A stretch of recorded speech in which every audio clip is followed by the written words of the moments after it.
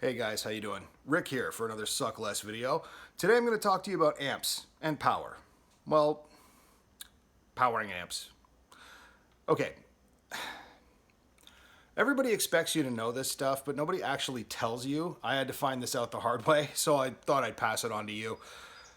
Your amp, hello bird, your amp is going to make things louder. That's what it does. It works on electricity. So the electricity you plug your amp into is also going to affect that. And what I mean by that is that when you plug your amp into power, that's suspect, right? Say you're at a bar and they've got crappy power. They've got old knob and tube in the basement. It was just slapped together by some dude and God knows when before there were any certifications.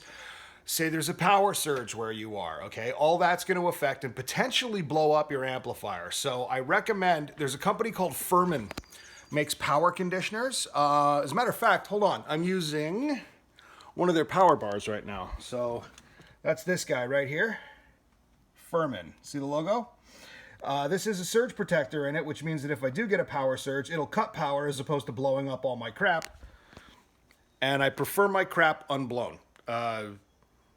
Which you probably should too. Anyway, there's also a thing called a power conditioner, and what that does is actually cleans up the wall power that's coming out to your amp, which I highly recommend you get. I don't have one. I mean, we're not all made of money, right? But especially if you're recording, these things are really important because they will clean up the sound of your amp. And that includes modeling amps, tube amps, solid state amps, all that stuff, right? Now, real quick thing about tube amps, though. They're probably the most finicky out of all the amplifier styles. Hold on. Okay.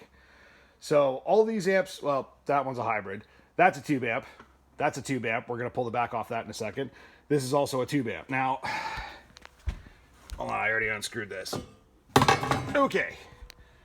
This is the inside of an orange TH30, okay? This is a tube amp. Now, nothing's plugged into the back, which is always a good idea. If you're ever going to do this, just unplug the everything, especially this one.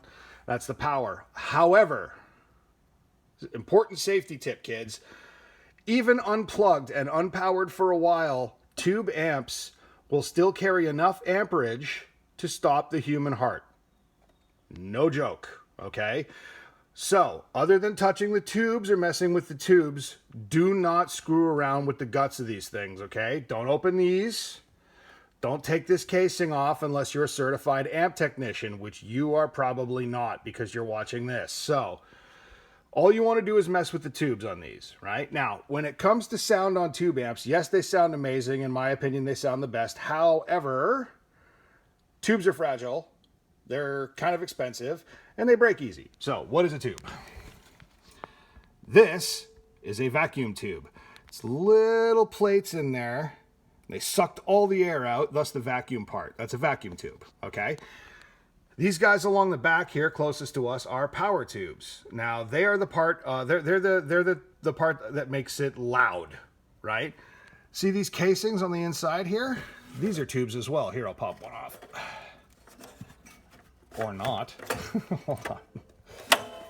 They're spring-loaded and they're kind of a pain. There we go. Okay, so that is the top of a preamp tube. All of these guys in here are preamp tubes. They all do something slightly different, but they're all the same kind of tube. Now, funny thing about these little guys is you can replace them on your own. You can pull them out, put the new one in, put the shroud back down, and it'll improve the sound of your amp. They do blow occasionally, and trust me, you'll know because your amp won't sound right. Power tubes, on the other hand, have to be rebiased. They don't absolutely have to be, but you really should if you want to have your amp sound good, A, one, and two, B, you want to have them last a while, okay? So you want to take big power tubes to a tech.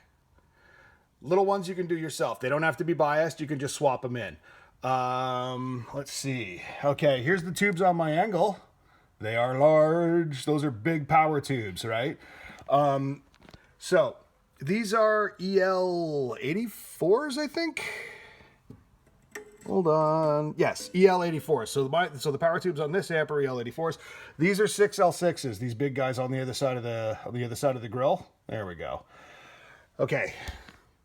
Same kind of thing, different animal. So why don't I turn this around? Hi. So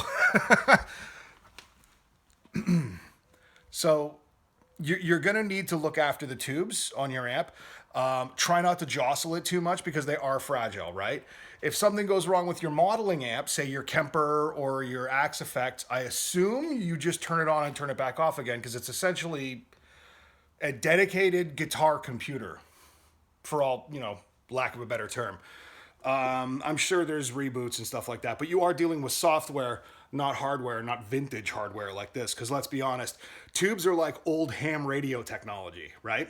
So power surges, power dips are going to screw your tubes up, okay? Or just blow them completely. Bad power surge will blow a tube amp right up.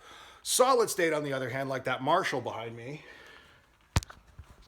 they are quite a bit tougher. It does have a tube in the preamp, but most solid state amps are light and they're tough, and it'll take a beating, right? But a good enough power surge will still cook the circuitry off on that guy. So, center this, there we go. So you want to look after that as well. Basically, any layer of protection that you can put between you and that crappy bar you're playing, the better. Because I know guys who've played bars and had their entire rig explode, okay? Or just burn out. And there's nothing... You'll never forget the smell of a roasted gear, right? Especially when you put that much money and time into it. So look after your stuff. Give yourself that, insulating layer, right? Be safe. And other than that, the only thing you really need to worry about is wall power in North America and wall power in Europe are completely different. So if you're touring around, you want to make sure that you get the European stuff for Europe and the North American stuff for North America. And that's about it. Found my flare. So on location, Nova Scotia, like, comment, subscribe. Thanks for watching, guys. See you next week.